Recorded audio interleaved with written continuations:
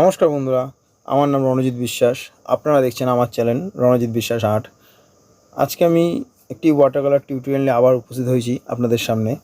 আজকে আমি যেই বিষয়ের উপরে ওয়াটার কালারটা করব সেটি একটি গ্রামের দৃশ্য, মানে একটি ভিলেজ সিনারি। সেটা আমি ওয়াটার কালার করে দেখাবো যে কী করে আপনারা ওয়াটার কালার করবেন। এইবার কেন আপনারা এই ভিডিওটা দেখবেন, কেন আপনি এই ওয়াটার কালারটা দেখবেন, তার একটা ইম্পর্ট্যান্ট টপিক আমি আজকে কাজটা করব। খুব ইম্পর্ট্যান্ট টপিকে আজকে আমি কাজটা করছি। কি ইম্পর্ট্যান্ট টপিক? এক হচ্ছে তিনখানা tone, first tone, second tone, third tone. কেন এই তিন টোনের কাজ করতে হয়, কী করে করতে হয়, এটা একটা টপিক। দ্বিতীয় টপিকটা হলো আলো ছায়া। এই কাজটাতে আমি আলো ছায়ার ব্যবহার করেছি। দ্বিতীয় টপিক হচ্ছে সেইটা। আর তৃতীয় টপিক যেটা আমি এখন করছি, ড্রয়িং। লাইন ড্রয়িংটা আপনারা সবসময় মাথায় রাখবেন যে লাইন ড্রয়িং সবসময় লাইট করে করবেন, তাহলে ওয়াটার কালার করতে সুবিধা। কেন? যদি লাইন ড্রয়িং আপনি ডার্ক করেন, তাহলে আপনি যখন কালারটা করবেন তখন কিন্তু লাইনগুলো ফুটে উঠবে। দেখুন আমি লাইন ড্রয়িংটা কিন্তু খুব লাইটভাবে করছি, ঠিক আছে? সবসময় মাথায় রাখবেন লাইন ড্রয়িং যখন করবেন তখন কিন্তু খুব লাইটভাবে লাইন ড্রয়িংগুলো করবেন, তাহলে আপনার কালার করতে অসুবিধা হবে না, ঠিক আছে? নাহলে আপনার কাজের যখন ড্রয়িংগুলো মানে হার্ড হবে বা ডার্ক করে ড্রয়িংটা করবেন, তখন কালার করার পরও কিন্তু ফুটে উঠবে লাইন ড্রয়িংগুলো। এই জন্য সবসময় মাথায় রাখবেন লাইন ড্রয়িংটা আপনাকে ওয়াটার কালারের ক্ষেত্রে হালকা করতে হবে, ঠিক আছে? তো আমি কালার শুরু করছি। কালারে প্রথমে আমি জল দিয়ে পেস্টটা ভিজিয়ে নিচ্ছি। যেইটুখানি অংশ আমি ব্যাকগ্রাউন্ডটা করবো, ব্যাকগ্রাউন্ড বলতে আকাশ আর গাছ। তো আমি আকাশ বলতে ওখানে পুরোটাই গাছের কালারটাই করব। তো আমি কালার প্যালেটে কী কী কালার নিয়েছি প্রথমেই বলে দিচ্ছি।